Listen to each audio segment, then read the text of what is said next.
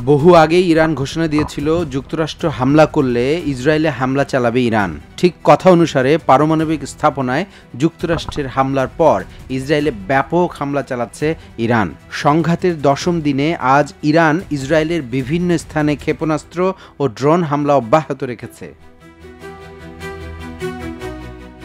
সকাল থেকে ইসরায়েলের অন্তত 10টি স্থানে ক্ষেপণাস্ত্র ড্রোন হামলা চালায় ইরান, যার ফলে 24 জন ইসরায়েলি অধিবাসী নিহত হয়েছেন এবং 16 জন আহত হয়েছেন। ইরান ও তাদের মিত্র গোষ্ঠীগুলো ইসরায়েলের বিরুদ্ধে সাইবার হামলা চালিয়ে ডেটা ধ্বংসে ব্যাপক সফলতা পেয়েছে।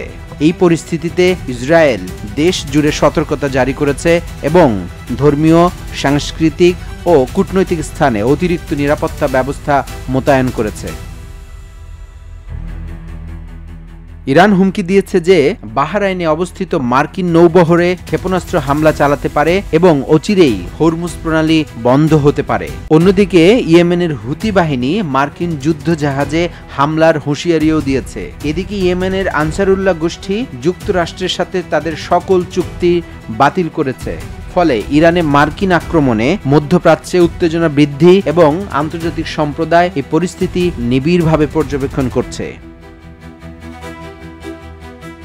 ইরান ইসরায়েলে সিজ্জিল নামে আধুনিক দূরপাল্লার ব্যালিস্টিক ক্ষেপণাস্ত্র নিক্ষেপ করে। ইতোমধ্যে সেগুলো ইসরায়েলের আয়রন ডোম প্রতিরক্ষা ব্যবস্থা ভেদ করে কাঙ্ক্ষিত লক্ষ্যমাত্রায় আঘাত করতে সক্ষম হয়। ক্রুজ মিসাইল ছোড়ার পাশাপাশি ড্রোন হামলা অব্যাহত রেখেছে ইরান।